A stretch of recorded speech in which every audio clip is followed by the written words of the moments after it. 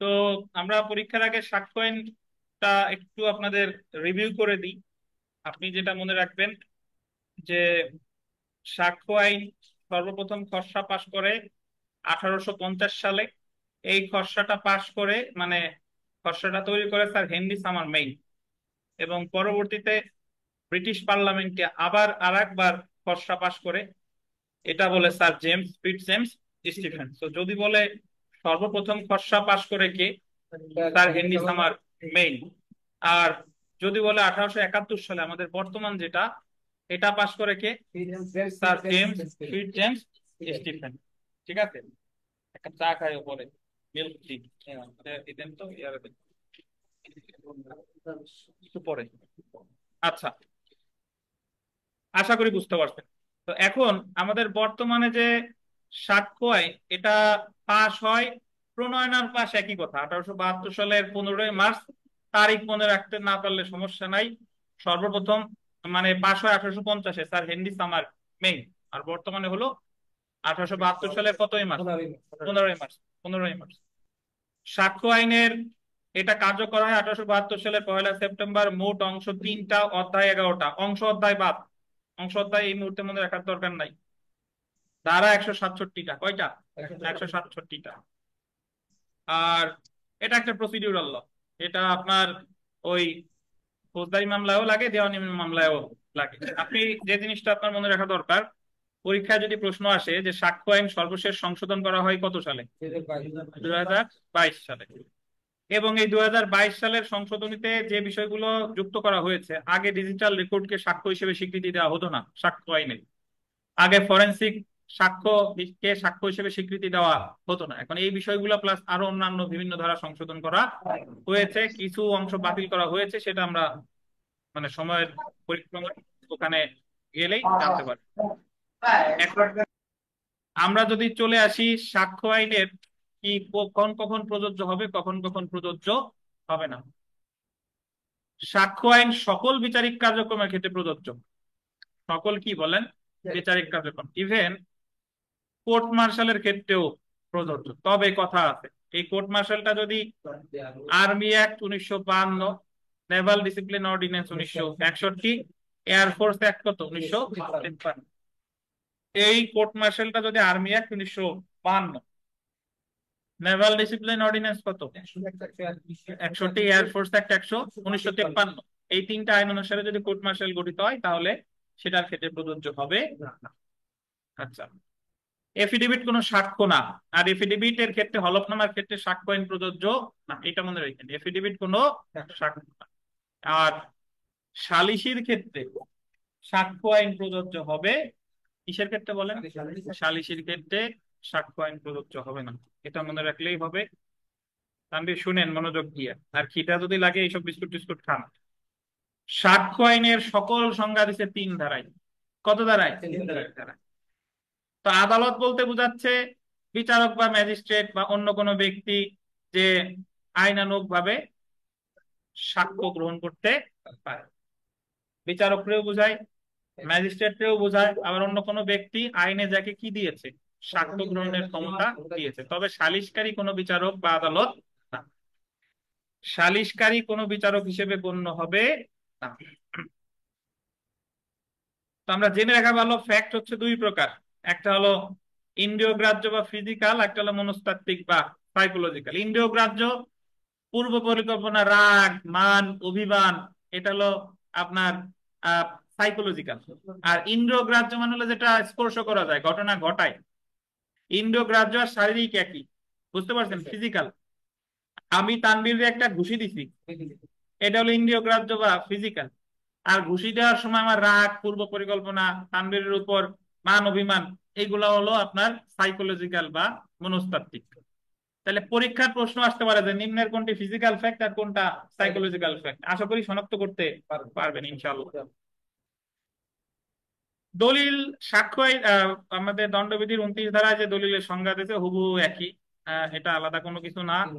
আর digital record, আসলে পরীক্ষা একবার প্রশ্ন আসছে যে নিম্নের কোনটি ডিজিটাল রেকর্ড বা ডিজিটাল রেকর্ড না। ডিজিটাল রেকর্ড খুব সহজা, মনে রাখবেন যে আমাদের এই যে যে জুমের যে ক্লাসটা হচ্ছে, এটা ডিজিটাল রেকর্ড। মোবাইলে ছবি তুলতেছেন, memory card, hard disk, solid state drive, SSD বলে, বা গুগল ড্রাইভে রাখতেছেন, ছবি তুলতেছেন, সিসিটিভি ক্যামেরা ফুটেজ, সবই কি বলে ডিজিটাল রেকর্ড। বাট ফরেনসিক সাক্ষ্য ডিজিটাল রেকর্ড না। ফরেনসিক সাক্ষ্য হলো যে মানুষের দেহ রিলেটেড যা যা আছে সবকিছুই ফরেনসিক। রক্ত, বীর্য, মূত্র, তারপরে আপনার পোস্টমর্টেম, চুল, ডিএনএ, এইগুলা সবই হচ্ছে কি ফরেনসিক সাক্ষ্য হিসেবে গণ্য হবে। প্রমাণ তিন প্রকার। কয় প্রকার?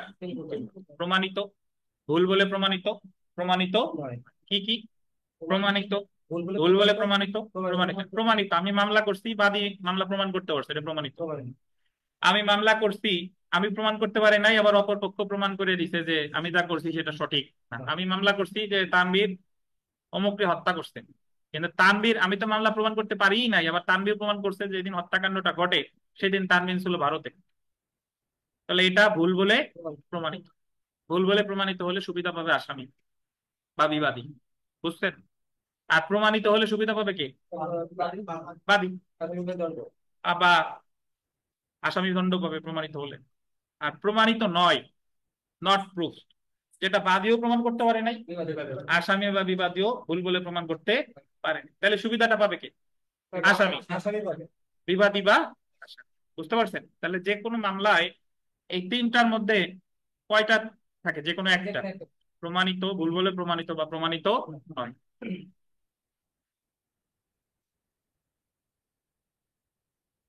আমরা চলে আসি সাক্ষ্য। সাক্ষ্য আইনে বর্তমানে সাক্ষ্য তিন প্রকার, আগে ছিল দুই প্রকার।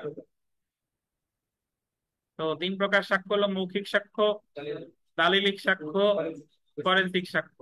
ফরেনসিক সাক্ষ্যের আর এক নাম শরীর সম্বন্ধনীয়, ফিজিক্যাল আর ফরেনসিক এভিডেন্স। ফিজিক্যাল আর ফরেনসিক এভিডেন্স। মৌখিক সাক্ষ্য আবার কয় প্রকার? দুই প্রকার, প্রত্যক্ষ আর পরোক্ষ বা শোনা সাক্ষ্য।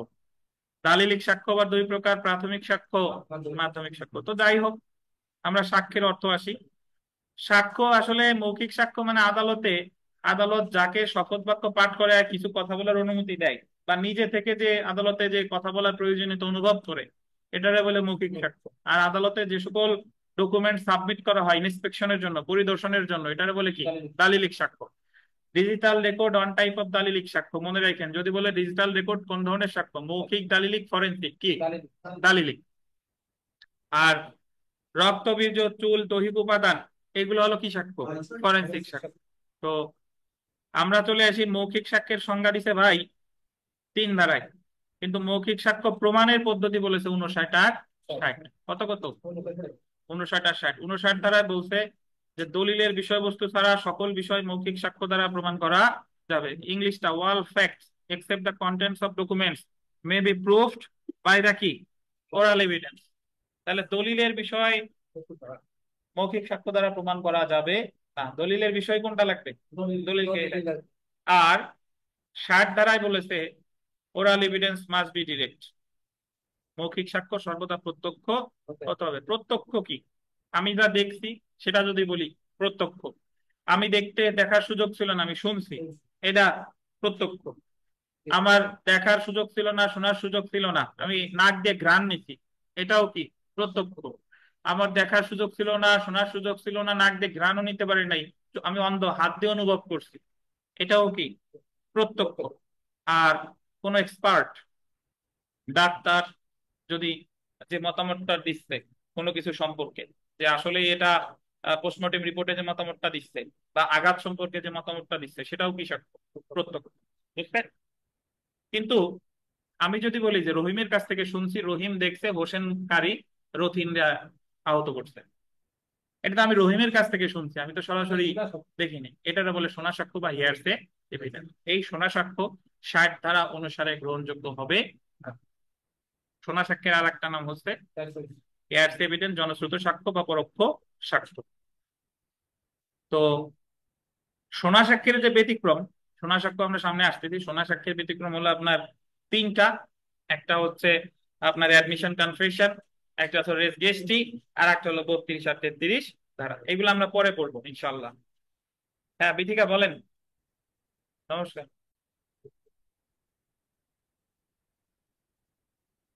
ভাই তাহলে যে জিনিস আপনারা মনে রাখবেন যে সোনা সাক্ষ্যের ব্যতিক্রম অ্যাডমিশন কনফেশন, রেস গেস্টি, আর একটা হচ্ছে আপনার 32 আর 33। এখন আমরা দালিলিক সাক্ষ্য প্রমাণের পদ্ধতি। দালিলিক সাক্ষ্য 61 ধারায় বলতে যে দলিলের বিষয়বস্তু প্রাথমিক বা মাধ্যমিক সাক্ষ্য দ্বারা প্রমাণ করা যাবে। মানে দলিলের বিষয়বস্তু প্রাথমিক মানে হলো সবাই মূল দলিল, আর মাধ্যমিক সাক্ষ্য হলো মূল দলিলের ফটোকপি। তাহলে দলিলের বিষয়বস্তু প্রাথমিক বা মাধ্যমিক সাক্ষ্য দ্বারা প্রমাণ করা যাবে, এটা বলছে 61। প্রাথমিক সাক্ষ্যের সংজ্ঞা দিছে 62, মাধ্যমিক সাক্ষ্যের সংজ্ঞা দিছে কত, 63। স্বয়ং যে মূল দলিল এটার বলে প্রাথমিক সাক্ষ্য। মূল দলিলে যদি 10,000 কপি থাকে, মানে 10,000 কপি বলতে আমি বুঝাচ্ছি ওই 10 মূল দলিলই 10,000। এই যে আপনার 10,000 আইন পাঠের 7ম সংস্করণ 10,000 কপি আছে, প্রতিটাই প্রাথমিক সাক্ষ্য, বুঝছেন? আর এটার যেটা মাস্টার কপি, মানে ও জাহাঙ্গীর আলম সাহেবের কাছে যেটা আছে সেটার সাথে যদি এই 10,000-এর তুলনা করি, তাহলে ওইটা প্রাথমিক আর 10,000 মাধ্যমিক। আর এই 10,000-এর সাথে যদি একটার সাথে আর একটার তুলনা করি, তাহলে এই 10,000 হচ্ছে কি বলেন, বুঝছেন? আচ্ছা, তাহলে 62 ধারায় মাধ্যমিক সাক্ষ্যের সংজ্ঞা, 63 ধারায়, সরি 62 ধারায় প্রাথমিক সাক্ষ্যের সংজ্ঞা, 63 ধারায় মাধ্যমিক সাক্ষ্যের সংজ্ঞা। মাধ্যমিক সাক্ষ্য কয় প্রকার? 5 প্রকার। সার্টিফাইড কপি, তারপরে কোন দলিলের যান্ত্রিক মানে, আবার ফোন আসছে, দাঁড়ান। তো যেটা মনে রাখবেন, 63 ধারায় বলছে মাধ্যমিক সাক্ষ্য 5 প্রকার। এই 5 প্রকার: জাবেদা নকল। জাবেদা নকল শুধুমাত্র হয় সরকারি দলিলের। যান্ত্রিক উপায়ে প্রস্তুতকৃত নকল, ফটোকপি। মূল দলিল হতে বা তুলনা করে প্রতিলিপি, এটা হলো হাতের লেখা। প্রতিরূপ বা প্রতিলিপি চেকের মুড়ি, চেকের মুড়ি। আর যে যে প্রশ্নটা আপনারা প্রায় ভুল করেন, বিবরণ বিষয়ে মৌখিক বিবৃতি। যারা যে দলিলটা আদালতে হাজির করা যাচ্ছে না, এই দলিল বিষয়ে যদি আদালতে এসে কেউ মৌখিক বিবৃতি দেয়, এটারে বলে কি বলেন, মাধ্যমিক সাক্ষ্য। মুখ দিয়ে বিবৃতি দিচ্ছে, বাট এটা দালিলিক সাক্ষ্য হিসেবে গণ্য হবে। আবার বোবা সাক্ষী আদালতে দাঁড়াইয়া যদি লিখেও দেয়, তা সেটা কি হয়ে যাবে, মৌখিক সাক্ষ্য। 119 ধারায় কত দাঁড়ায়? তাহলে বোবা সাক্ষী লিখে দিলে মৌখিক সাক্ষ্য, আর কোনো ব্যক্তি দলিল দেখে আদালতে এসে মুখ দিয়ে বললে কি, দালিলিক সাক্ষ্য। এই দুইটা ব্যতিক্রমে বারবার বলছি, মডেল টেস্টেও বহুবার আসছে, এবং আপনারা অনেকেই ভুল করেন রেগুলার।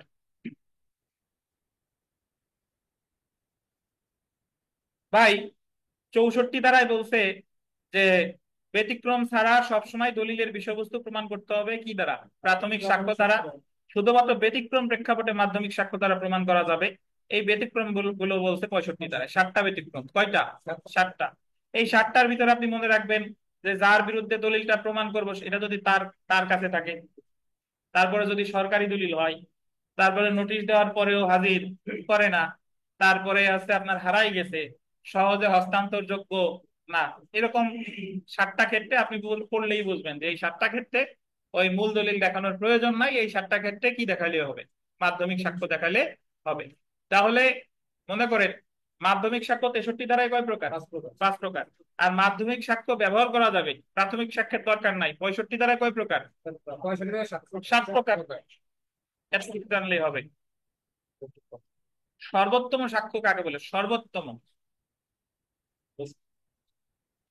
আপনি যখন এক ঝুড়ি আম কেনেন, কাটতে নিছেন, তাহলে তো বোঝা যায়, চোখের দেখাই বোঝা যায় সর্বোত্তম আম কোনগুলো, দেখতেও ভালো, ঘ্রাণও বাড়াচ্ছে, বেরোচ্ছে, নষ্ট হয় নাই। তো সর্বোত্তম সাক্ষ্য আপনি এইভাবে বিবেচনা করেন যে মৌখিক সাক্ষ্যের ক্ষেত্রে যে জায়গায় প্রত্যক্ষ সাক্ষ্য আছে, শোনা সাক্ষ্য আছে, কোনটা সর্বোত্তম বলেন তো? প্রত্যক্ষ। দালিলিক সাক্ষ্যের ক্ষেত্রে মূল দলিলও আছে, ফটোকপি আছে, সর্বোত্তম কোনটা? মূল দলিল। এখন যদি আবার কেউ বলেন যে স্যার তাইলে একই বিষয় নিয়ে দালিলিক সাক্ষ্য আছে, মৌখিক সাক্ষ্য আছে, কোনটা তাহলে? যদি দলিলের বিষয়বস্তু দরকার হয় তাহলে দালিলিকই সর্বোত্তম। আর যে জায়গায় মৌখিক সাক্ষ্য কাজ হচ্ছে, দলিল দরকার নাই, সে জায়গায় মৌখিকই সর্বোত্তম। বুঝতে পারছেন? ধরেন আমি যদি এইভাবে বলি যে রহিম করিমরে হত্যা করছে, তা হত্যা এ জায়গায় দালিলিক সাক্ষ্য দিলে তো হবে না, এ জায়গায় কিসের দরকার? মৌখিক সাক্ষ্য। আর আমাদের মধ্যে একটা চুক্তি হয়েছিল, তাহলে এই চুক্তির ক্ষেত্রে কি লাগবে? দলিল লাগবে। বুঝছেন? তাহলে সর্বোত্তম সাক্ষ্যের সংজ্ঞা মৌখিক সাক্ষ্যের ক্ষেত্রে 60 ধারা, আর দালিলিক সাক্ষ্যের ক্ষেত্রে 64 ধারা।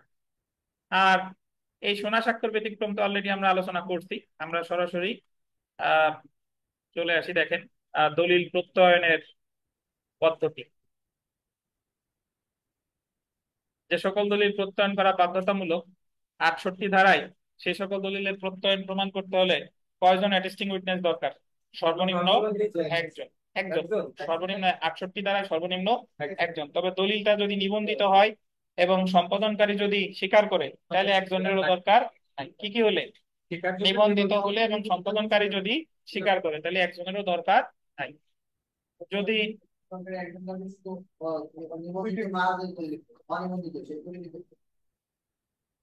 জি প্রত্যয়ন করা হয়েছে, এবং যে সকল ক্ষেত্রে প্রত্যয়ন করা বাধ্যতামূলক, কিছু কিছু দলিল আছে প্রত্যয়ন করা বাধ্যতামূলক, সেটা নিবন্ধিত হোক অনিবন্ধিতর ক্ষেত্রে কয়টা? একজনের, সর্বনিম্ন একজনের লাগবে। আর নিবন্ধিত হয়েছে এবং যে সম্পাদন করছে সে স্বীকার করছে, তাহলে একজনেরও দরকার নাই।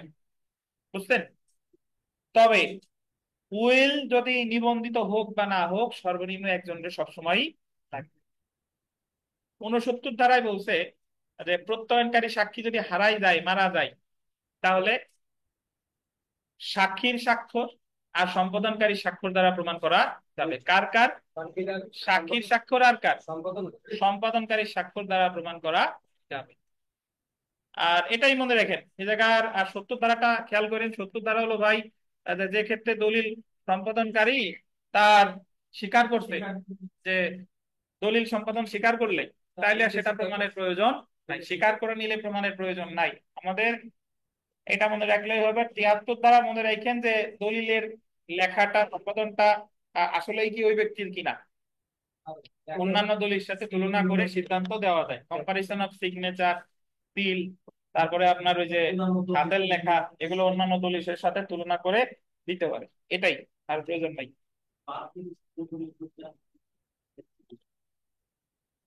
দলিল দুই প্রকার: সরকারি দলিল, বেসরকারি দলিল। আপনি মনে রাখবেন, সরকারি কর্তৃপক্ষের কোন কাজের রেকর্ড সরকারি দলিল। বাংলাদেশ বার কাউন্সিল একটু আগে আপনাদের সিক প্ল্যান প্রকাশ করছে, কি দলিল? সরকারি দলিল। বুঝলেন? কিন্তু আমি আপনাদের যদি কোনো নোট দিয়ে থাকি, এটা কি দলিল? বেসরকারি দলিল। তো সরকারি দলিল কখনো কখনো, যখন আপনি বেচা কেনার দলিল করছেন, চুক্তি, এই চুক্তিটা যখন নিবন্ধন করে ফেলবেন, তখন এটা আবার কি হয়ে যাবে? সরকারি। এজাহার বেসরকারি। এজাহার যখন এফআইআর হিসেবে রেকর্ড হয়ে গেছে, সরকারি। আরজি বেসরকারি। আরজি যখন দাখিল করে ফেলছেন, সরকারি। 161 সরকারি, 164 সরকারি, 172 পুলিশ ডায়েরি সরকারি। বুঝছেন? বার কাউন্সিল যত নোটিশ দেয় সব কি? সরকারি। আপনার যে জন্ম নিবন্ধন কার্ড, সরকারি। এনআইডি কার্ড, সরকারি।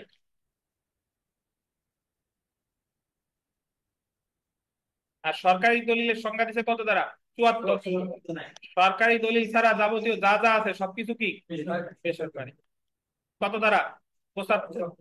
73 দ্বারা বলছে সরকারি দলিলের জাবেদা নকল। সরকারি দলিলের জাবেদা নকল মানে সার্টিফাইড কপি যদি দেওয়ার বিধান থাকে তাহলে দিতে বাধ্য। দেওয়ার বিধান থাকলে দিতে বাধ্য। আর 77 ধারায় বলছে যে সরকারি দলিল জাবেদা নকল দ্বারা প্রমাণ করা যায়। সরকারি দলিল যদি বলে, সরকারি দলিল কি দ্বারা প্রমাণ করা যায়? জাবেদা।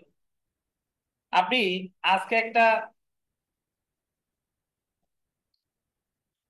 পরীক্ষায় প্রশ্ন আসছে যে কোন দলিল প্রমাণের ক্ষেত্রে প্রত্যয়নকারী সাক্ষী দরকার? নর্মালি হচ্ছে বেসরকারি দলিল। সরকারি দলিল প্রমাণের ক্ষেত্রে প্রত্যয়নকারী সাক্ষীর দরকার নাই। এনআইডি কার্ড প্রমাণ করতে কারো লাগবে? লাগবে না। বার্থ সার্টিফিকেট প্রকাশ করতে, মানে প্রমাণ করতে কারো লাগবে? লাগবে না। বাট যদি এইভাবে বলেন যে কোন ক্ষেত্রে যদি আপনারা দুইজনে চুক্তি করতেন, ওটা নিবন্ধ মানে প্রত্যয়নও করা হয়েছে, তাহলে আদালতের দিকে প্রশ্ন করে যে এই চুক্তি বৈধ কিনা, অবশ্যই প্রত্যয়নকারী সাক্ষীর দরকার। আপাতত অত জটিলে যাওয়ার প্রয়োজন নাই, জাস্ট মনে রাখেন 74 দ্বারা সরকারি দলিল, 75 দ্বারা বেসরকারি দলিল। সরকারি দলিলের জাবেদা নকল পাইতে বাধ্য যদি পাওয়ার নিয়ম থাকে। আর সরকারি দলিল জাবেদা নকল দ্বারা প্রমাণ করা যায় কত দ্বারা? 77। আপনার মনে রাখেন আদমশুমারির রেকর্ড সরকারি দলিল না। ভাই ভাই বিষয়ের প্রাসঙ্গিকতা 5 থেকে 55। দুইটা বিষয় সাক্ষ্য প্রদান করা যায় 5 ধারায়। কি কি জানেন? বিচার্য বিষয়, প্রাসঙ্গিক বিষয়। যে বিষয় নিয়ে মামলা হয়েছে সরাসরি সেটা বিচার্য বিষয়। বিচার্য বিষয়ের আগে পরে যা যা ঘটছে এগুলা কি প্রাসঙ্গিক বিষয়। তো রেস গেস্টি আছে কত ধারায়? যে সকল ঘটনা একই কাজের অংশ বা সংগঠিত ব্যাপার নীতি, এটার বলে প্রিন্সিপাল অফ রেস গেস্টি। সংগঠিত ব্যাপার নীতি, রেস গেস্টি শব্দটা 6 ধারায় একবারও নাই। রেস গেস্টি নীতিটা শুধুমাত্র কোন ধরনের মামলায় প্রযোজ্য? ফৌজদারি। 7, 8, 9 এবং কত? 14। 7 ধারায় বলছে উপলক্ষ, কারণ, পরিণাম। উপলক্ষ, কারণ, পরিণাম। কজ, ওকেশন, কজ আর ইফেক্ট। এটা প্রাসঙ্গিক কত ধারায়? 7 ধারায়। উপলক্ষ মানে আপনি বিষ কিনতেন, বিষ প্রয়োগের আগে বিষ কিনছেন, এটা কি উপলক্ষ। আর 8 ধারায় চলে আসেন, অভিপ্রায়, প্রস্তুতি, পূর্ববর্তী পরবর্তী কার্য। অভিপ্রায়, দীর্ঘদিন ধরে পরিকল্পনা করছেন, অভিপ্রায়। প্রস্তুতি, আপনি হত্যা করার জন্য বিষ কিনছেন, পিস্তল রাখছেন। পূর্ববর্তী পরবর্তী কার্য, আগে গরিব ছিলেন, অপরাধ সংগঠনের পর বড় লোক হয়ে গেছেন, বা যখন অপরাধ ঘটছে এরপর থেকে আপনি পলাতক। পলাতক, তাহলে এটা হলো পরবর্তী কার্য। এই সবগুলো প্রাসঙ্গিক কত ধারায়? 8 ধারায়। তাহলে যদি বলে উপলক্ষ, কারণ, পরিণাম 7 ধারা, অভিপ্রায়, প্রস্তুতি, আর অভিপ্রায়ের আরেকটা বলছে উদ্দেশ্য। তো যদি বলে সাক্ষ্যয়নের কত ধারায় উদ্দেশ্য আসছে? 8 ধারায়। 9 ধারা আপনি মনে রাখবেন, টিআইপি, টিপ বিস্কুট নাকি? Test identification parade. Test identification parade কি সম্পত্তি না বস্তু? সম্পত্তি হতে পারে, ব্যক্তি বা বস্তু হতে পারে, ব্যক্তি বা বস্তু। জি। যদি বলে অভিন্ন অভিপ্রায়, 10 ধারা। অভিন্ন অভিপ্রায়, শুধু অভিপ্রায় কত ধারা? 34। আপনার উত্তর প্রাসঙ্গিক না, এই জায়গা প্রাসঙ্গিক বা গ্রহণযোগ্য না, অ্যাডমিসেবল না। শুধু অভিপ্রায় বললে 8 ধারা, অভিন্ন অভিপ্রায় বললে 10 ধারা। বুঝছেন? আচ্ছা। 11 ধারা, প্লি অফ এলইবি প্রাসঙ্গিক কত ধারায়? 11 ধারা। প্লি অফ এলইবি প্রাসঙ্গিক। এই মাহবুব সাহেব, প্লি অফ এলইবি কারে বলে? হালকা বিনোদনের দরকার আছে, উত্তর দেন। প্লি অফ এলইবি কারে বলে বলেন?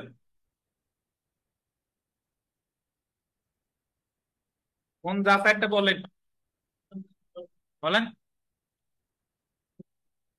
প্লি অফ এলইবি মানে অন্যত্র থাকার অনুবাদ। প্রাসঙ্গিক 11 ধারায়। আর তাকেই প্রমাণ করতে হবে কত ধারায়? 103 ধারায়। কি বোঝার পরে আসেন, বলেন কিসের জন্য আসেন? আচ্ছা, তো মাইন্ড করা যাবে না। দেখেন, অন্যত্র থাকার অনুবাদ। আমরা চলে আসি ভাই ক্ষতিপূরণের মামলার ক্ষেত্রে। কি কি প্রাসঙ্গিক কত ধারা? 12। অধিকার বা প্রথা কত? 13। অ্যাডমিশন কনফেশন অধ্যায়টা 17 থেকে 31। কত? 17 থেকে 31। 17 ধারা, স্বীকৃতি। আগে ছিল 2 প্রকার, 3 প্রকার এখন, মৌখিক, দালিলিক আর কি ডিজিটাল রেকর্ড। স্বীকৃতি কে কে করতে পারে? 4 শ্রেণীর ব্যক্তি। 18 ধারায়। পক্ষরা বা তাদের প্রতিনিধি, মামলার মামলার বিষয়বস্তুতে যার স্বার্থ আছে, আর যার নিকট থেকে পক্ষরা স্বার্থ লাভ করে, আর প্রতিনিধিত্বমূলক মামলায় বাদী বা বিবাদী যদি প্রতিনিধি হিসেবে কোনো স্বীকৃতি দেয়। তাহলে স্বীকৃতি কয় প্রকার? 3 প্রকার। কয় শ্রেণীর ব্যক্তি স্বীকৃতি দিতে পারে? কত ধারায়? 18 ধারায়। 19, 20, এতে পক্ষ না হলেও কখন স্বীকৃতি প্রাসঙ্গিক? তৃতীয় ব্যক্তির স্বীকৃতি কখন প্রাসঙ্গিক? 19 আর কত? 20। দুইটা উদাহরণ মনে রাখবেন। ওই যে ভাড়া আদায় করতে বলছিলাম, কেয়ারটেকার রে, ওইটা। আর একটা হলো ঘোড়া বিক্রি করার তথ্য বলছিলাম, অমুকের কাছে যাই শুনো। এই এরা ওই মামলার পক্ষ না, তবুও এদের স্বীকৃতি প্রাসঙ্গিক 19 আর 20। 21 ধারায় বলছে স্বীকৃতি স্বীকৃতিদাতার পক্ষে প্রমাণ করা যায়, বিপক্ষে প্রমাণ করা যায়, পক্ষে প্রমাণ করা যায় না। আমি যে কথা আমার যে কথাটা আমি মামলা করার আগে বলছি ওই কথাটা যদি আমার পক্ষে যায় তাহলে এটা মামলায় ব্যবহার করা যাবে না, আমার বিপক্ষে গেলে ব্যবহার করা যাবে। তবে এটার একটা ব্যতিক্রম, স্বীকৃতিটা তার পক্ষেও প্রমাণ করা যায়। তানভীর কিসে? মৃত্যুকালীন ঘোষণা। আমি মারা যাওয়ার আগে এক বলে গেছে অমুক অমুক অমুক আমার এমন মারা মারছে, আমি যে কোনো সময় মারা যেতে পারি, আমি মারা গেছি, তাহলে এই স্বীকৃতিটা আমার কিসে যায়? পক্ষে যায়। এটা প্রাসঙ্গিক কত দাঁড়ায়? 21। 22 ধারা মনে রাখবেন যে 22 ধারাটা ভিভিআই, শুনেন, দলিলের ক্ষেত্রে মৌখিক স্বীকৃতি দেওয়া যায় না। তবে দলিলের ক্ষেত্রে মৌখিক স্বীকৃতি দেওয়া যায় যদি দলিলটা বিশুদ্ধতার প্রশ্নে, দলিলটা কি জাল কিনা, বুঝছেন? সাধারণত দলিলের ক্ষেত্রে মৌখিক স্বীকৃতি দেওয়া যায় না, তবে দেওয়া যায় কখন? দলিলটা জাল কিনা। ঠিক একইভাবে 22 ক, ডিজিটাল রেকর্ডের ক্ষেত্রে মৌখিক স্বীকৃতি দেওয়া যায় না, বাট যাই কখন? ডিজিটাল রেকর্ডটা বিশুদ্ধ কিনা, এই ক্ষেত্রে। জি। আর 23 ধারায় বলছে যে দেওয়ানি মামলায় দুইটা ক্ষেত্রে স্বীকৃতি দেওয়া যায় না। কি মামলায়? দেওয়ানি মামলায়। যদি কোনো শর্তে করা হয় যে শাকিলকে বলছি ভাই এই কথা কাউরে বললো না, আর ওনার সাথে যদি আমার কোনো চুক্তি থাকে যে এরকম কোনো স্বীকৃতি ভবিষ্যতে দেওয়া যাবে না, এই দুইটা ক্ষেত্রে 23 ধারায় দেওয়া যাবে না। কি সঞ্চিতা, চলে যাবেন? তাহলে যান, ইনশাল্লাহ শুভকামনা রইলো, দোয়া রইলো অনেক অনেক। আর কালকে যাবেন কখন? চলে যাবে দেখেন। ভাই, দোষ স্বীকার, নিজের দোষ নিজে স্বীকার করা হলে সেটাকে বলে দোষ স্বীকার। দোষ স্বীকারে যদি হুমকি প্রতিশ্রুতি ভয় থাকে তাহলে দোষ স্বীকার গ্রহণযোগ্য হবে না, 24 ধারা। দোষ স্বীকারে যদি হুমকি প্রতিশ্রুতি ভয় না থাকে গ্রহণযোগ্য হবে 28 ধারা। দোষ স্বীকারের প্রকারভেদ কোনো জায়গায় বলে নাই। ম্যাজিস্ট্রেটের কাছে বললে বিচারিক দোষ স্বীকার, অন্য কারো কাছে বললে বিচার বহির্ভূত দোষ স্বীকার, একবার দোষ স্বীকার করে প্রত্যাহার চাইছি রেট্রাক্টেড বা প্রত্যাহারিত দোষ স্বীকার। নিজেরে জড়াইয়া দোষ স্বীকার করলে বলে ইনকালপেটরি কনফেশন, নিজেরে না জড়াইয়া বললে কি? এক্সকালপেটরি কনফেশন। পুলিশের কাছে দোষ স্বীকার কোনোদিনই গ্রহণযোগ্য হবে না, 25 ধারা। আর পুলিশ হেফাজতে থাকা অবস্থায় যদি অন্য কারো কাছে করেন সেটাও গ্রহণযোগ্য হবে না। পুলিশ হেফাজতে থাকা অবস্থায় শুধু একজনের কাছে করলেই গ্রহণযোগ্য হবে, ম্যাজিস্ট্রেটের কাছে। পুলিশ হেফাজতে থাকা অবস্থায় যদি ম্যাজিস্ট্রেটের উপস্থিতিতে পুলিশের কাছে করেন হবে? হবে না। পুলিশের কাছে কখনোই দোষ স্বীকার প্রাসঙ্গিক হবে না। 25-26 ব্যতিক্রম কত জানেন? 27। 27 ধারায় বলছে যে দোষ স্বীকার হোক বা না হোক, পুলিশ যদি দোষ স্বীকার বা বিবৃতি অনুসারে যদি কোনো জিনিস আলামত উদ্ধার করে, যতটুকু আলামত উদ্ধার করলো ততটুকু প্রাসঙ্গিক। মাহবুব সাহেব যদি পুলিশের কাছে গিয়ে বলে যে আমি একটা ওই গরু রে অমুকের গরু নিয়ে হত্যা করছি এবং গরুটারে মাটি চাপা দিয়ে রেখে আসছি, গরু হত্যা করা অপরাধ কিনা বলেন তো মাহবুব সাহেব? অন্যের গরু হত্যা করা তো অবশ্যই অপরাধ। এবং তাহলে আপনি যে অপরাধটা পুলিশের কাছে স্বীকার করছেন এটা অপরাধ, এটা সাক্ষ্য হিসেবে গ্রহণযোগ্য হবে না। বাট পুলিশ যদি ঘটনাস্থলে গিয়ে ওই গরু হাড়গোড় বা আপনার যে যা যে কাটছেন টাটছেন এগুলো যদি উদ্ধার করে, এতটুকু প্রাসঙ্গিক সাক্ষ্য আইনের কত ধারায়? 27 ধারায়। যেটা মনে রাখবেন পরীক্ষায় যে প্রশ্নটা আসবে যে দোষ স্বীকার প্রাসঙ্গিক সাক্ষ্য আইনের কত ধারায়? পুলিশের কাছে কত ধারায়? 27 ধারায়। তবে প্রাসঙ্গিক কতটুকু? যতটুকু আলামত উদ্ধার করা হয়। 27 ধারায় আলামত উদ্ধার প্রাসঙ্গিক হতে হলে ওটা কি দোষ স্বীকারই হওয়া লাগবে? না। তানভীর, চিন্তা ভাবনা করেন কেন, র্যাম কমে গেছে। 27 ধারায় দোষ স্বীকারই নট নেসেসারি, এটা দোষ স্বীকারও হতে পারে এমনিও বিবৃতিও হতে পারে। বুঝেন নাই? পরীক্ষায় বহুবার প্রশ্ন আসছে যে 27 ধারায় কি দোষ স্বীকার হওয়া লাগবে? না। হতেও পারে, নাও পারে। 29 ধারা বিবিআই, আপনাদের এক্সট্রা পেজ দিছিলাম ওই জায়গা। যদি অন্য কোনো ভাবে প্রাসঙ্গিক হয় শুধুমাত্র এই কারণে অপ্রাসঙ্গিক হবে না। Confession otherwise relevant not become irrelevant because of promise of secrecy, মানে প্রতিশ্রুতি, প্রতারণা, নেশার মাতলামি, মানে এইগুলার কারণে যদি স্বীকৃতি করা হয়, যদি প্রাসঙ্গিক হয়, এই শুধুমাত্র প্রতিশ্রুতি, প্রতারণা বা মাতাল এই কারণে অপ্রাসঙ্গিক হবে না। এই কারণে মনে রাখবেন ওই যে মাতাল অবস্থায় যদি কেউ স্বীকার করে প্রাসঙ্গিক 29 ধারায়। অনেক সময় তানভীরে বললাম, কি তানভীর, অমুক জায়গায় তো দেখলাম যে ঠিকই অমুকের মুরগি নিয়ে যাচ্ছেন। আসলে দেখি নাই, কিন্তু তানভীর বললো যে আসলে আমি নিছি, আমি ভুল হয়ে গেছে, এই ভুল আর করবো না। তাহলে এই যে যে স্বীকার করলো, এটা প্রাসঙ্গিক কত দাঁড়ায়? 29 দাঁড়ায়। তো জাস্ট মনে রাখবেন, মাতাল ব্যক্তি বা মাদকাসক্ত ব্যক্তি স্বীকৃতি প্রাসঙ্গিক কত দাঁড়ায়? 29 দাঁড়ায়। প্রতারণা, প্রতিশ্রুতি, এগুলা প্রাসঙ্গিক কত দাঁড়ায়? 29 দাঁড়ায়। জি শেখর সাহেব, নমস্কার। জি বলেন।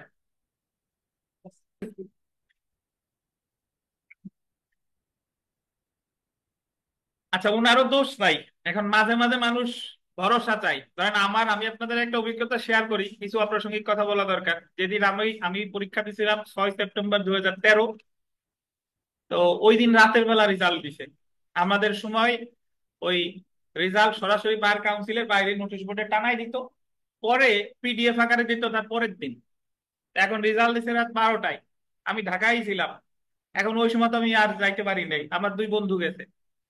বন্ধু যাওয়ার পরে তো একজন দেখছে, দেখার পরে ও বলছে যে তোমার আসছে।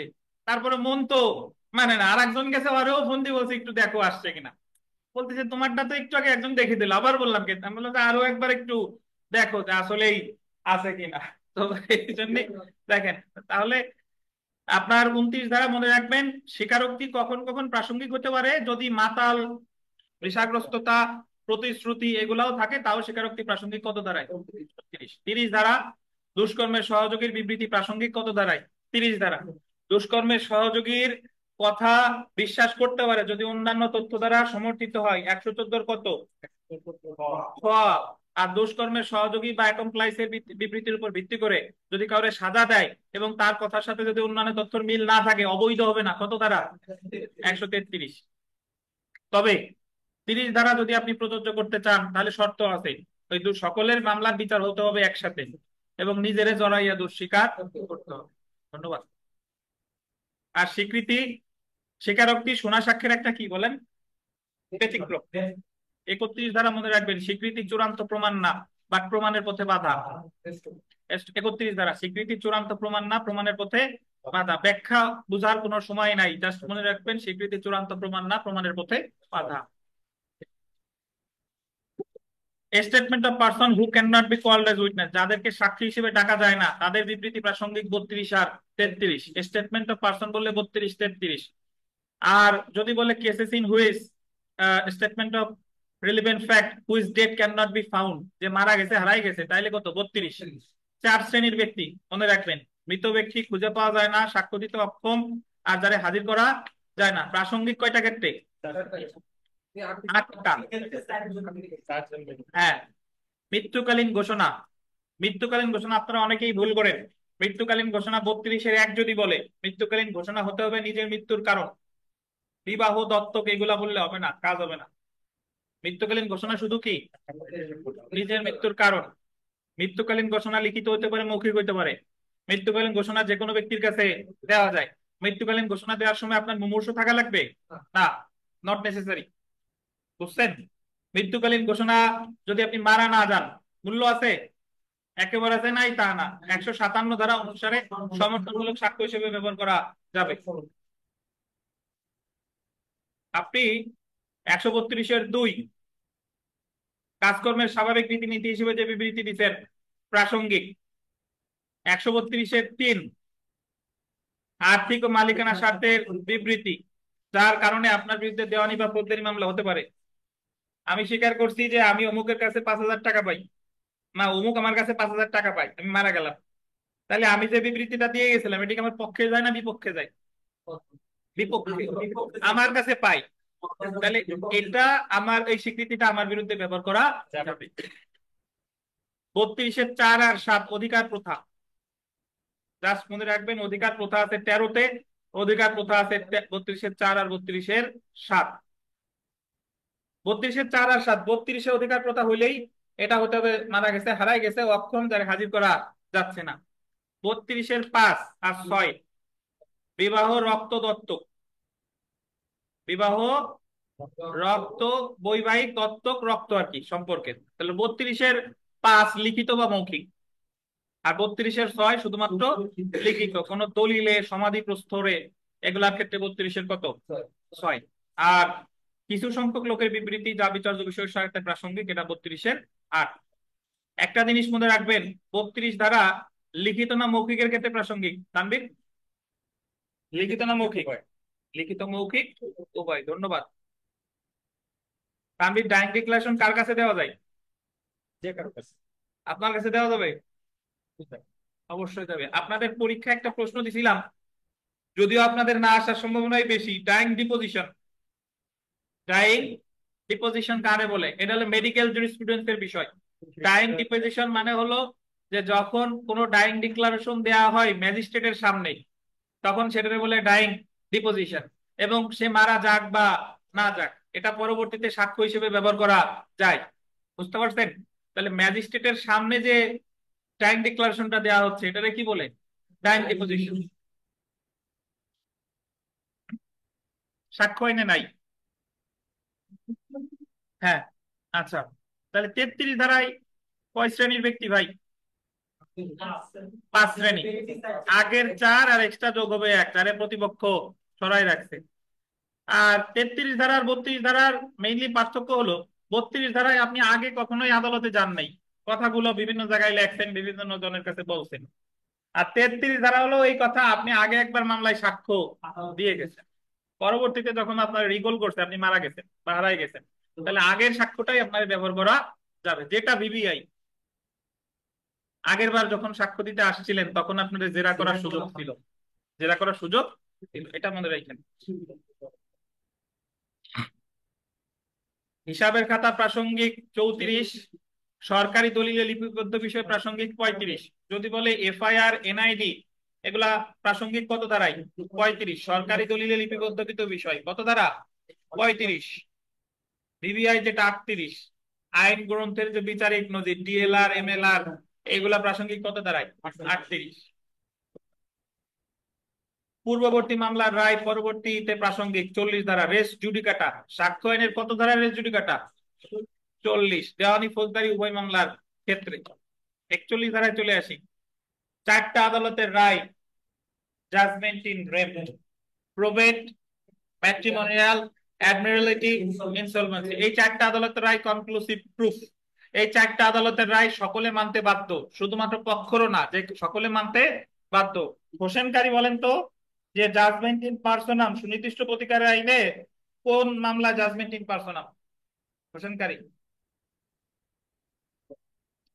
রৌদিন সাহেব, সুনির্দিষ্ট প্রতিকার আইনের কোন ধারায় বলছে যে এই মামলার রায় হলো জাজমেন্ট ইন পার্সোনাম?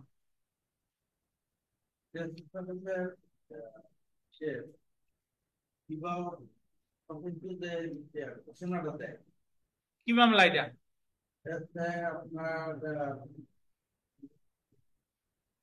ধর্মিয়া, বলেন ঘোষণামূলক মামলা, তাই তো শেষ হয়ে যায় বাবা করার।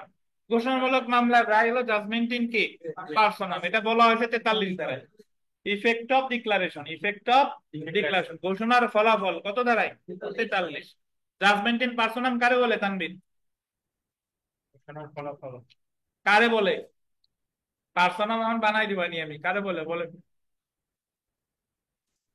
শাকিল, যে রায়টা শুধুমাত্র মামলার পক্ষরা মানতে বাধ্য, সেটারই তো বলে জাজমেন্ট ইন পার্সোনাল। আর যে রায়টা সকলে মানতে বাধ্য,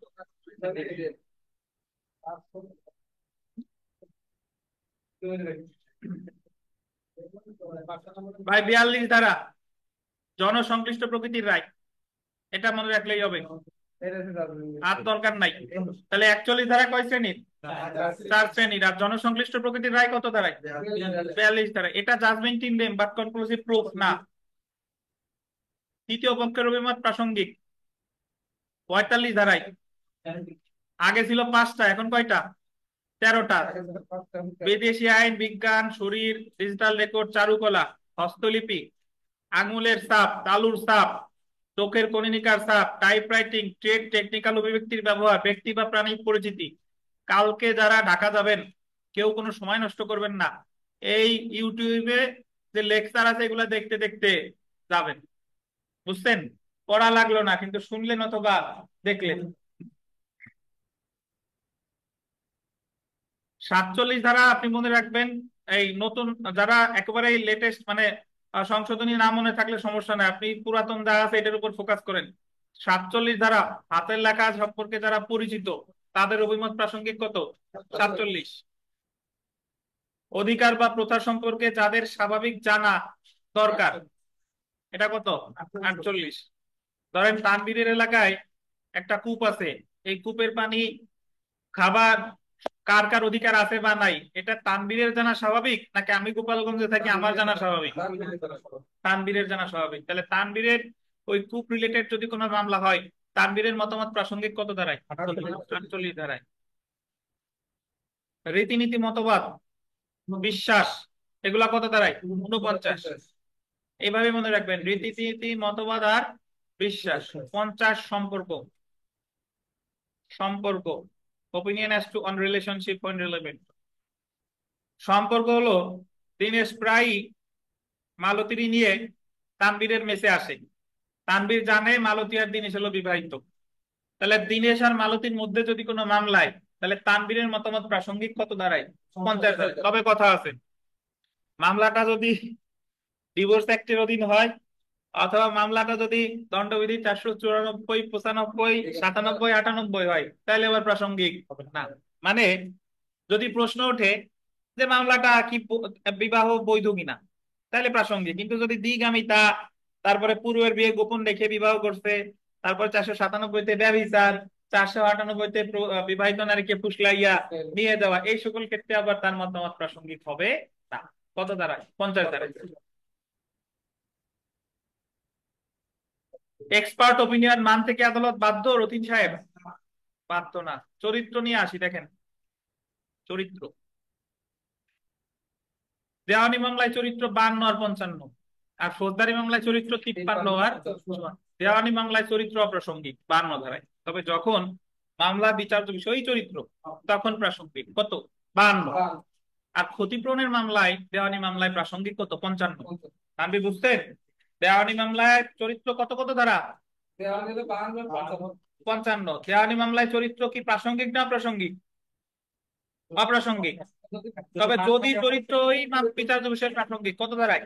52। আর ক্ষতিপূরণের ক্ষেত্রে প্রাসঙ্গিক কত দাঁড়ায়? 55। ফৌজদারি মামলায়, এই আসেন আমার সালমান শাহ 2 এ জায়গায় বসেন, দেবানি ক্লাস করেন। ফৌজদারি মামলায় আপনি আমার সালমান শাহ 2, এই জায়গায় দুইজনই গেঞ্জি পরে ইন করে আসে। এক হলো বিমল আর একজন হলো শেখর। আর আগে একজন ইন করতো, সে হলো সালমান শাহ, মরে গেছে 96 সালে। দেখেন তো, তাহলে মনে রাখবেন যে ফৌজদারি মামলায় পূর্ববর্তী সৎ চরিত্র প্রাসঙ্গিক কত ধারায়? 53। ফৌজদারি মামলায় পূর্ববর্তী অসৎ চরিত্র অপ্রাসঙ্গিক 54। বাট যদি সে নিজের সৎ বলে দাবি করে তাহলে আবার প্রাসঙ্গিক হয়ে পড়ে, এটাও 54। আর পূর্ববর্তী দণ্ডাদেশ খারাপ চরিত্রের সাক্ষ্য হিসেবে প্রাসঙ্গিক, এটাও 54। বুঝছেন? হোসেন কারি বলেন তো, যে ফৌজদারি মামলায় সৎ চরিত্র কি প্রাসঙ্গিক? প্রাসঙ্গিক 53। অসৎ চরিত্র অপ্রাসঙ্গিক 54। তবে অসৎ চরিত্র প্রাসঙ্গিক হয় কখন? যদি নিজের সৎ বলে দাবি করে। বুঝছেন? আর পূর্ববর্তী দণ্ডাদেশ প্রাসঙ্গিক কত দাঁড়ায়? 54 দাঁড়ায়। ধন্যবাদ। ফৌজদারি মামলায় যদি বলা হয় শেখর সাহেব ভালো লোক, ওনার বিরুদ্ধে মামলা করছে, শেখর সাহেব ভালো লোক, এটা প্রাসঙ্গিক কিনা বলেন? ভালো লোক বলেই তো দাবি করতেছে, শেখর সাহেব ভালো লোক, প্রাসঙ্গিক। কেউ কোনো কিছু বলে নাই, বাদীপক্ষ বলতেছে যে শেখরের মতো খারাপ লোক হয় না, এটা কি? অপ্রাসঙ্গিক। কিন্তু শেখর যদি আগে বলি, আগে দাবি করে যে আমি হলাম ভালো লোক, ফুলের মতো আমার পবিত্র আমার চরিত্র, তাহলে আবার শেখর যে খারাপ, এটা প্রাসঙ্গিক হয়ে পড়ে। ভাই 56, 57, জুডিশিয়াল নোটিশ প্রমাণের প্রয়োজন নাই। 56 কোন কোন বিষয় জুডিশিয়াল নোটিশে নিবে? 57 কয়টা ক্ষেত্র? 11টা। যদি কেউ ঘটনা স্বীকার করে তাহলে সেটা আর প্রমাণের দরকার নাই, কত দ্বারা? 58। মামলা শুনানির সময় করতে পারে, আগেও করতে পারে। ঘটনা স্বীকার করলে সেটা প্রমাণের প্রয়োজন নাই, দলিল স্বীকার করলে প্রমাণের প্রয়োজন নাই 70, ঘটনা স্বীকার করলে প্রমাণের প্রয়োজন নাই কত, 58। কয়টা বিষয় নিতে পারে? 11টা। 11টা বিষয় একটু রিডিং দেখে নিবেন, আর এমনিতে ধারণা আছে, আশা করি ইনশাল্লাহ পারবেন। অনুমান, অনুমান না অনুমান, কয় প্রকার? 3 প্রকার: may presume, shall presume, conclusive proof. সকল may presume presumption of fact আর রিবাটেবল, আর প্রিজাম্পশন অফ ল হলো শ্যাল প্রিজুম আর কনক্লুসিভ প্রুফ। তো মে প্রিজুম আর শ্যাল প্রিজুম হলো রিবাটেবল, আর ইরিবাটেবল কোনটা? কনক্লুসিভ। তো মে প্রিজম আছে 86 থেকে 88, 90, 90 ক 114। শ্যাল প্রিজম আছে 79 থেকে 85, 89, 105। শ্যাল প্রিজম আছে, কনক্লুসিভ প্রুফ আছে 41 আর 112। তো 86-তে আছে বিদেশি আদালতের স্বয়ংক্রিয়কৃত নকল, মনে রাখবেন। পুস্তক মানচিত্র চার্ট 87, টেলিগ্রাফিক মেসেজ বা মানচিত্র, টেলিগ্রাফিক মেসেজ বা তার বার্তা 88। এই সবগুলোতে কি প্রিজম করবে? মে প্রিজম। মে মে এটা ইম্পর্টেন্ট। তার বার্তা সম্পর্কে কি প্রিজম? মে প্রিজম। মে প্রিজম ঘটনা সম্পর্কিত না আইন সম্পর্কিত? ঘটনা। আর মে প্রিজম কি খণ্ডন করা যাবে? অবশ্যই খণ্ডন করা যাবে। শুধুমাত্র 41 ধারা দ্বারা ছাড়া আর সব খণ্ডন করা যাবে। আমার তো বোঝা সহজ, 41 ধারা ছাড়া আর সব খণ্ডন করা যাবে। 112 খণ্ডন করা যায়। 90 ধারা বিবিআই, 30 বছরের পুরাতন দলিল। 90 ক 5 বছরের পুরাতন ডিজিটাল রেকর্ড, বিবিআই আসতে পারে। এই মাহবুব সাহেব, 30 বছরের পুরাতন দলিল যথাযথ হেফাজত থেকে আসলে আদালত ধরে নিবে এর সম্পাদন ঠিকঠাক আছে। কত ধারা? 90। 90 ক কত বছরের পুরাতন ডিজিটাল রেকর্ড, বিবিআই আসতে পারে। 114 ধারা কয়টা ক্ষেত্রে ঘটনা অনুমান করতে পারে? 9টা। কয়টা? 9টা। 9টা আমরা সামনে পড়তেছি। শ্যাল প্রিজমের ক্ষেত্রে 89 ধারা মনে রাখবেন, প্রত্যায়িত নকলের বিশুদ্ধতা অনুমান। লিপিবদ্ধকৃত সাক্ষ্য 80, আর 105 মধ্যে রাখেন, 105 সময় দিলাম। আসামির মামলা যে ব্যতিক্রমের মধ্যে পড়ে সে সম্পর্কে অনুমান কত ধারায়? 105। ভাই, কনক্লুসিভ প্রুফ 41 ধারায়। তার কয়টা আদালতের রায়? না, ওনারে বলতে দেন, কয়টা আদালতের রায়? কেবল পড়লাম না, 4টা। প্রোবেট, ম্যাট্রিমোনিয়াল, কয়টা? প্রোবেট, ম্যাট্রিমোনিয়াল, 4টা না? এই 4টা আদালতের রায় কি? Conclusive proof. এটা প্রিজাম্পশন অফ ল, আর এটা রিভার্টেবল না। এটা কি? 112 ধারা বিবিআই প্রশ্ন এসে বসে রয়েছে যে বিবাহ স্থির থাকাকালে সন্তান জন্মগ্রহণ করলে বৈধতার কি প্রমাণ? চূড়ান্ত প্রমাণ। আর বিবাহ বিচ্ছেদের কতদিনের মধ্যে? অবশ্যই মাতাকে কি থাকতে হবে। তবে এটা আবার কি করা যায়? খণ্ডন করা যায়, রিভার্টেবল। তো কনক্লুসিভ প্রুফ অ্যাকচুয়ালি 2টা ধারা, বাট একটা হলো রিভার্টেবল আর একটা হলো ইরেভার্টেবল। রিভার্টেবল হচ্ছে 112, আর ইরেভার্টেবল কত? 90 আর 90 কত পড়ছি। বার্ডেন অফ প্রুফে চলে আসি, প্রমাণের দায়ভার। ভাই, প্রমাণের দায়ভার যে অধ্যায়টা 101 থেকে 114, 101 থেকে 114।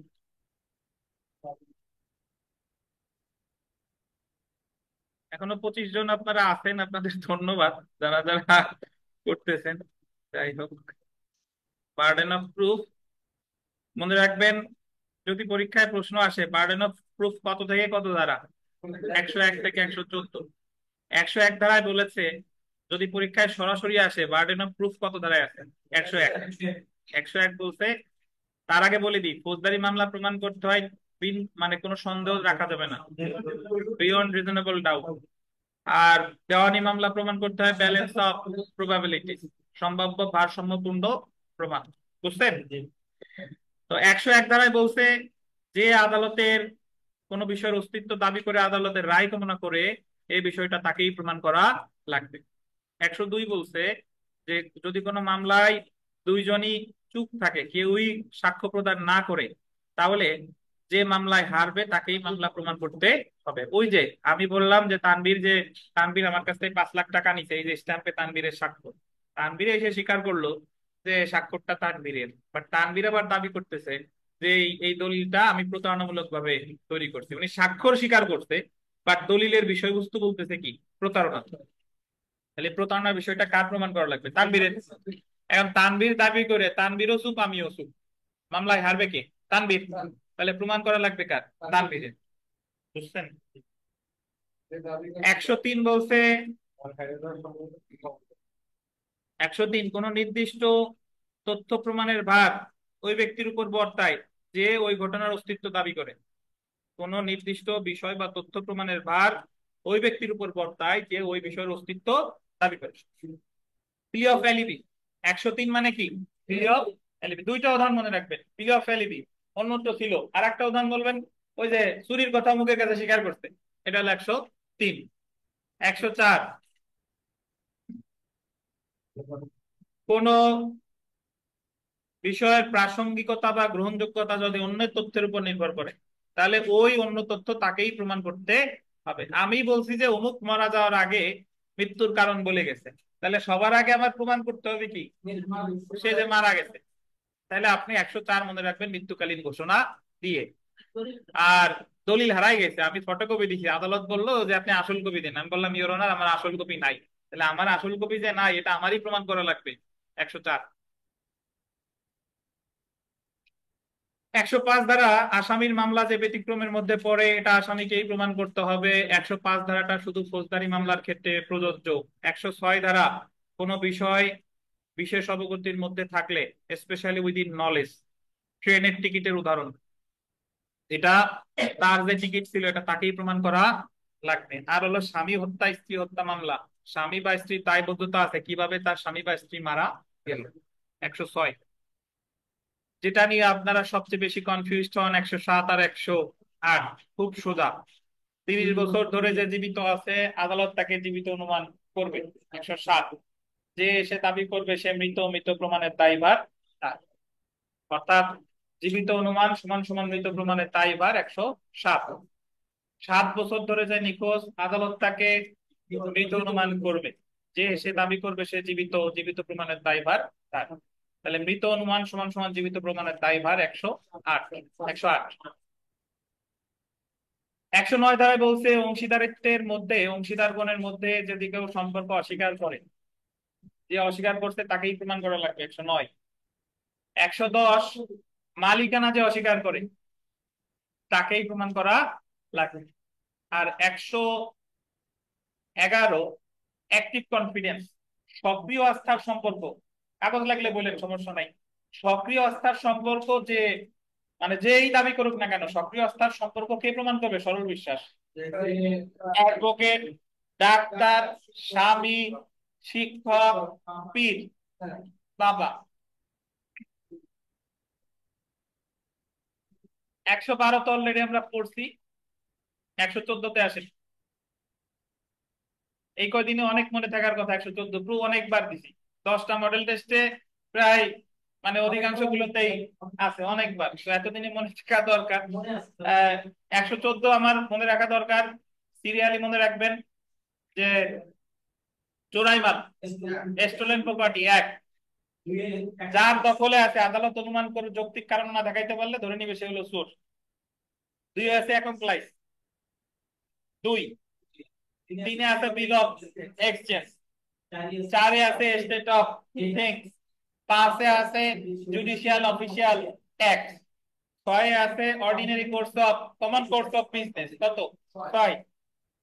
7 আছে কি? Question, question. আচ্ছা,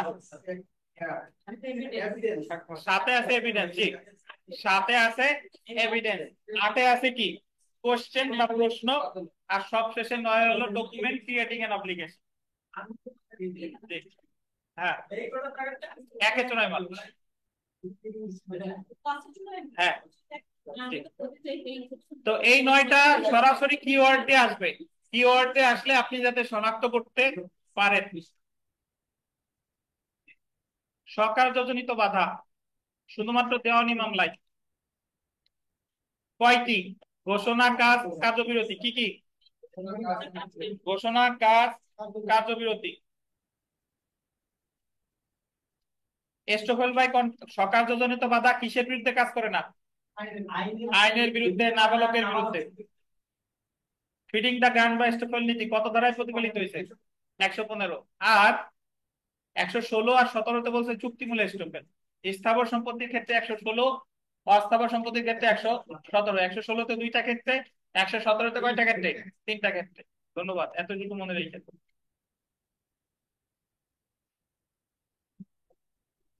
হু মে টেস্টিফাই 118। প্রশ্ন বুঝতে পারে, উত্তর দিতে পারে। বয়স কোনো বিবেচ্য বিষয় না, পাগলও কোনো বিবেচ্য বিষয় না। 119 বোবা সাক্ষী। দাম উইটনেস, বোবা সাক্ষী লিখে দিলে কি সাক্ষ্য হবে? মৌখিক সাক্ষ্য। 120 ধারা স্বামী স্ত্রী যোগ্য সাক্ষী। 120 স্বামী স্ত্রী যোগাযোগ সুরক্ষা পাবে কত ধারায়? 122 জজ বা ম্যাজিস্ট্রেট যোগ্য সাক্ষী কত ধারায়? 121 বা তাদের দায়িত্ব রিলেটেড বিষয়ে তাদের উপরস্থ আদালতের অনুমতি ছাড়া তারা সাক্ষ্য দিতে বাধ্য না, কিন্তু তাদের সামনে যদি নতুন কোনো ঘটনা ঘটে সেই বিষয়ে সাক্ষ্য দিতে বাধ্য করা যাবে। 121 স্বামী স্ত্রী যতক্ষণ একসাথে আছে ততক্ষণ তাদের যোগাযোগ প্রকাশ করা যাবে না। তানভীর, কখন প্রকাশ করা যাবে? যখন একসাথে নাই তখন। একসাথে নাই কেমনে বুঝবেন? শ্বশুর বাড়ি বেড়াতে গেছে, ডিভোর্স হয়ে যাবে বা হ্যাঁ? কখন? মানে তারা স্বামী স্ত্রী নাই যখন সেপারেট হয়ে যাবে। সে বাইরে হওয়ার কথা বলছে। যখন মামলা তারা আমরা চলতে পারে। সব স্বামী স্ত্রী আলাদা। স্বামী স্ত্রী আলাদা বলতে কি আপনার সেপারেটই বুঝেন শুধু? যৌতুকের মামলা করলে কি দুইজন তো একসাথে আর নাই সেটা? যৌতুকের মামলা, তালাকের মামলা, মানে এই জায়গাটা বোঝানো হয়েছে মামলায় এক পক্ষ স্বামী আর এক পক্ষ স্ত্রী। ভাই, রাষ্ট্রীয় বিষয়ে সাক্ষ্য প্রকাশ করা যাবে যদি সংশ্লিষ্ট কর্মকর্তা, উপরস্থ কর্মকর্তা অনুমতি দেয়। সরকারি বার্তা বা যোগাযোগ প্রকাশ করা যাবে যদি জনস্বার্থ বিরোধী না হয়। 124 125-এ 3 ধরনের কর্মকর্তার কথা বলছে: পুলিশ, ম্যাজিস্ট্রেট, রাজস্ব কর্মকর্তা। এরা যদি অপরাধ সংগঠনের তথ্য কোথায় পেলো এদেরকে বলতে বাধ্য করা যাবে না। কত? 125। আসসালামু আলাইকুম। হ্যাঁ বলেন ভাই। 123 আর 24-এর ভিতর পার্থক্য: 123-এ রাষ্ট্রীয় বিষয়, 124-এ সরকারি বার্তা। 123-এ উপরস্থ কর্মকর্তার অনুমতি লাগবে, 24-এ লাগবে না। আর 25-এ পুলিশ, রাজস্ব কর্মকর্তা, ম্যাজিস্ট্রেট কোথা থেকে তথ্য পেল এটা তাদেরকে প্রকাশে বাধ্য করা যাবে না। আইনজীবীর সাথে মক্কেলের কি যোগাযোগ হয়েছে আইনজীবী প্রকাশ করবে না। 126 তবে নতুন কোনো অপরাধ করলে এটা প্রকাশ করা যাবে। আর মক্কেল অনুমতি দিলে আইনজীবী 128 দ্বারা প্রকাশ করতে পারে। আইনজীবীর যারা সহকর্মী আছে, ইন্টারপ্রিটার, ক্লার্ক, এরাও প্রকাশ করবে না। 127। আর মক্কেলের সাথে আইন উপদেষ্টার যোগাযোগ এটা প্রকাশ করা যাবে 129। কত? 129। এ হলো কথা। আর তাহলে 126 আর 28-এ আইনজীবী, 127-এ আইনজীবীর যে যারা আছে সহকর্মী তারা, আর 129-এ সাক্ষী হয় কে? মক্কেল। মক্কেল মক্কেল। যদি বলে যোগ্য সাক্ষী, অ্যাকমপ্লাইস উইটনেস কত ধারায় আছে? 133। এটা মনে রাখলে হবে, 133। সাক্ষীর সংখ্যা 134। নাম্বার অফ উইটনেস, একটা মামলা প্রমাণের জন্য কয়জন সাক্ষী দরকার? নির্দিষ্ট সংখ্যা নাই। No particular number of witness shall in any case be required for the proof of any fact. 134 ধারায় বিবিআই এভাবেই আসবে। তারপরে যে আপনার কোন 132 ধারায় বলছে যে সাক্ষ্য প্রদানকালে কোন সাক্ষী যদি ফৌজদারি দোষী সাব্যস্ত হতে পারে, এই ধরনের প্রশ্ন থেকে তারা অব্যাহতি দেওয়া যাবে না। তবে তারে সাথে সাথে গ্রেফতার করা যাবে না, তার বিরুদ্ধে মিথ্যা সাক্ষ্যদানের জন্য মামলা করা যাবে। কত? 32। এখন মনে হচ্ছে মনে নাই। পরীক্ষার ওই 1 ঘন্টা প্রশ্ন আসলে ইনশাল্লাহ মনে পড়বে, আল্লাহরে ডাকবেন যে যে প্রশ্ন পারেন না ওই সময় দেখবেন না, ওটা পরে এসে চিন্তা করেন, মনে ইনশাল্লাহ পড়ে যাবে। 132, আপনি সাক্ষী হিসেবে আদালতে গেছেন, এখন আপনি সাক্ষ্য প্রদান করতে করতে এমন কথা বলে ফেলাইছেন যে আপনি বললে আপনি নিজেই ফৌজদারিতে ফেসে যেতে পারেন, এমন ধরনের উত্তর প্রদানে আপনার বাধ্য করা যাবে। তবে আপনি ফৌজদারি অপরাধে ফেসে গেছেন, এই ক্ষেত্রে আপনার সাথে সাথে গ্রেফতার করা যাবে না। আপনার বিরুদ্ধে কি করা যাবে? মিথ্যা মামলা করা যাবে। প্রায় 130 ধারা, যে সাক্ষী মামলার পক্ষ নয়, সরি মামলার কোন পক্ষ নয় এমন কোন সাক্ষীরে দলিল হাজির করতে বাধ্য করা যাবে। ইনশাল্লাহ মনে পড়বে, সমস্যা নাই। আচ্ছা, মামলার পক্ষ নয় এমন কোন সাক্ষীরে দলিল হাজির করতে বাধ্য করা যাবে না। পক্ষ তো বাদী বিবাদী হয় না, তাহলে বাদী বিবাদী ছাড়া কোনো সাক্ষীরে দলিল হাজির করতে বাধ্য করা যাবে না। এটা হলো 130। ধারা মনে না থাক, ফ্যাক্ট তো মনে থাকবে। 135 ধারায় বলতে order of production and examination of witness, মানে কোন মামলার সাক্ষ্য গ্রহণ কিভাবে হবে এটা দেওয়ানি বা ফৌজদারি কার্যবিধি দ্বারা নির্ধারিত হবে। দেওয়ানি বা ফৌজদারি কার্যবিধিতে যদি কিছু না থাকে, নির্ধারণ করবে কে? বিচারক বা আদালত। 136 লিখে দিছিলাম, সাক্ষ্যের গ্রহণযোগ্যতা, just to decide admissibility of evidence. বিচারকই নির্ধারণ করবে কোন কোন সাক্ষ্য গ্রহণযোগ্য হবে, কোন কোন সাক্ষ্য গ্রহণযোগ্য হবে না। কে নির্ধারণ করবে? সাক্ষ্য প্রাসঙ্গিক হতেই পারে, প্রাসঙ্গিক হলেই কি গ্রহণযোগ্য হবে? না। 137 ধারায় বলছে যে পক্ষ সাক্ষী হাজির করে সে তার জবানবন্দি নিলে এটার বলে এক্সামিনেশন চিফ বা জবানবন্দি। অপর পক্ষ যদি তার প্রশ্ন করে এটার বলে জেরা বা ক্রস এক্সামিনেশন। আর সাক্ষী হাজিরকারী পক্ষ তার সাক্ষীর আবার প্রশ্ন জিজ্ঞাসা করলে এটা বলে পুনঃজবানবন্দি। শেখর সাহেব দরজা আটকায় দেন।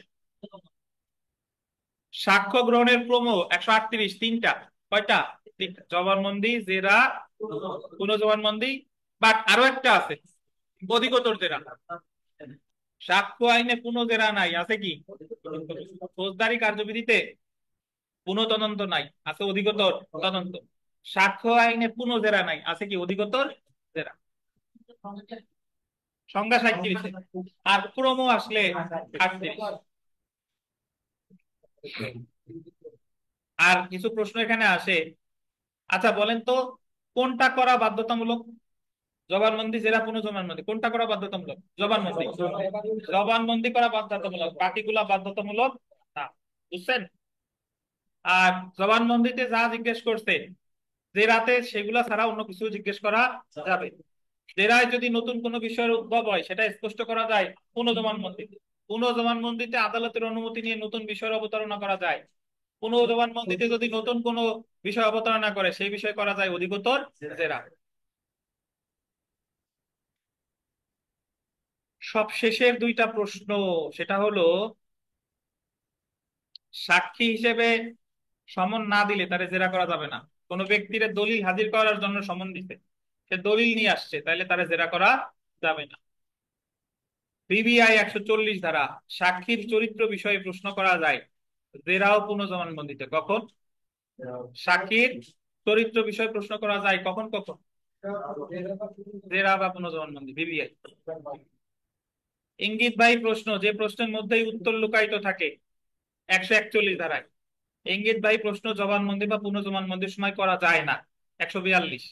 তবে 3টা ক্ষেত্রে করা যায়: পরিচয়মূলক বিষয়, অবিসংবাদিত বা স্বীকৃতি বিষয়, undisputed matter, matter that have been sufficiently proved, that have sufficiently been proved, যে বিষয় যথেষ্ট রূপে প্রমাণিত হয়েছে। আর ইঙ্গিতবাহী অধিকার বলে করা যায় 143 ধারায়, কখন? জেরায়। Leading questions may be asked in cross examination, কত ধারা? 143। তাহলে ইঙ্গিতবাহী প্রশ্নের সংজ্ঞা 141, কখন করা যায় না 142, কখন করা যাবে 143। 145-এ চলে আসেন, পূর্ববর্তী লিখিত বিবৃতি সম্পর্কে জেরা। পূর্ববর্তী কি বিবৃতি? লিখিত বিবৃতি। আপনি 161-এ যে কথা বলছেন জেরা এসে যদি অন্য কথা বলেন, এটা জেরা করতে পারবে, বৈসাদৃশ্য প্রমাণ করা যাবে সাক্ষ্য আইনের 145 ধারায়। পরীক্ষায় প্রশ্ন আসবে যে 145 ধারায় জেরা করা যায় পূর্ববর্তী কোন ধরনের বিবৃতি সম্পর্কে? লিখিত। আর যে পক্ষ লিখিত বিবৃতি দিছে সে তার পক্ষে প্রমাণ করতে পারবে 157 ধারায়। 157 ধারা, 157 ধারা পূর্ববর্তী লিখিত বিবৃতি, মৌখিক বিবৃতি সব ক্ষেত্রে প্রযোজ্য 157। আর পূর্ববর্তী লিখিত বিবৃতি জেরার সময় কত? 145। 146 জেরার সময় কি কি প্রশ্ন করা যায়? সত্যবাদিতা পরীক্ষা করা যায়, পরিচয় জানা যায়, চরিত্রে আঘাত করা যায়। তবে 2022 সালের সংশোধনীতে চরিত্রে আঘাত করা যাবে না কোন ধরনের মামলায়? ধর্ষণ আর ধর্ষণের প্রচেষ্টা বা চরিত্রে আঘাত তবুও করা যাবে কখন? আদালতের অনুমতি, আদালতের অনুমতি নিয়ে, আদালতের অনুমতি। আসতেছি, ধৈর্য ধারণ করেন, আসতেছি। ভাই এই জায়গায় যে বিষয়টা ভিভিআই যে কোনো 150 ধারা কোনো অ্যাডভোকেটে আপত্তিকর প্রশ্ন করতে নিষেধ করছে, বাট তারপরও সে করে ফেলছে, তাহলে তার বিরুদ্ধে অভিযোগ জানাবে হাইকোর্টের কাছে বা অ্যাডভোকেট যে কর্তৃপক্ষের অধীন। কত ধারা? 150। বার কাউন্সিল শব্দটা সরাসরি এখানে নাই, হাইকোর্টের কাছে জানাবে অথবা সে কর্তৃপক্ষের অধীন। কত ধারায়? 150। অশালীন এবং কুৎসাজনক প্রশ্ন 151 ধারায়, 151 ভিভিআই। অশালীন, ইনডিসেন্ট এন্ড স্ক্যান্ডালিয়াস কোশ্চেন 151 নিষেধ করতে পারে, করবে না। যদি বিষয়টাই অশালীন হয় তাহলে তো বিচার করতেই হবে। অপমান বা বিরক্তিকর প্রশ্ন নিষিদ্ধ করবে, শাল নিষিদ্ধ করবে তিনটা ক্ষেত্রে: অপমান, ইনসাল্ট, বিরক্ত, অ্যানয়, আর আক্রমণাত্মক প্রশ্ন, নিডলেসলি অফেন্সিভ কোশ্চেন। সো অশালীন কুৎসাজনক 151, অপমান বিরক্ত 152। অশালীন কুৎসাজনক নিষিদ্ধ করতে পারে, অপমান বিরক্তিকর নিষিদ্ধ করবে। ক্লিয়ার?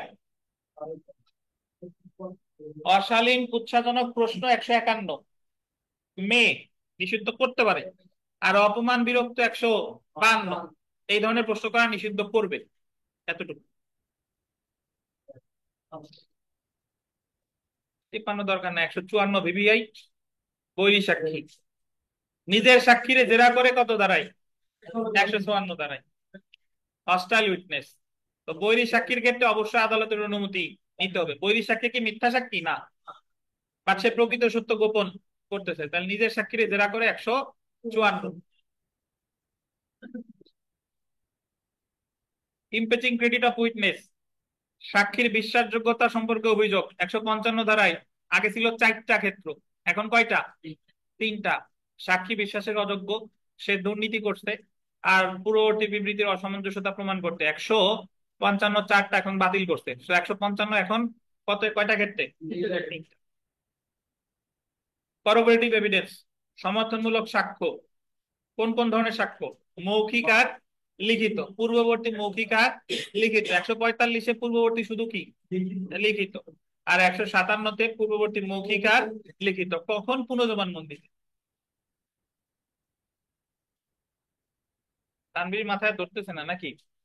রিফ্রেশিং মেমোরি বিবিআই 159, স্মৃতি পুনর্জীবিত করতে হলে অবশ্যই সেটা পূর্ববর্তী লিখিত বিবৃতি হতে হবে। মনে রাখেন, যদি পরীক্ষায় প্রশ্ন আসে যে স্মৃতি পুনর্জীবিত করতে হবে কি দেখে? পূর্ববর্তী লিখিত বিবৃতি দেখে। যার স্মৃতি পুনর্জীবিত করা যায় তারে জেরা করবে সাক্ষ্য আইনের 161 দ্বারায়। স্মৃতি পুনর্জীবিত করলে জেরা করবে সাক্ষ্য আইনের 161।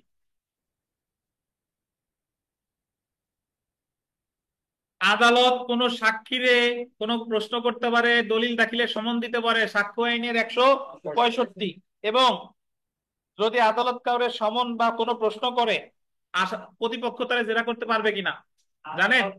আদালতের অনুমতি নিয়ে করতে পারবে 165। আর জুরি বা অ্যাসেসর সম্পর্কে বলছে কত? 166। এই ধারার কোনো কার্যকারিতা নাই। 167, যে আদালত যদি ভুল করে কোনো সাক্ষ্য গ্রহণ করে বা ভুল করে কোনো সাক্ষ্য গ্রহণ না করে শুধুমাত্র এই কারণে কোনো মামলা পুনর্বিচারে পাঠাবে না। আর এটা দেওয়ানি কার্যবিধির কত ধারার নেয়? 99। দেওয়ানি কার্যবিধির 99। ধন্যবাদ, চেষ্টা করলাম সাক্ষ্য আইন এতটুকু যদি কেউ মাথায় রাখতে পারেন 10টা ইনশাল্লাহ পাবেন কমন, ইনশাল্লাহ আশা করি।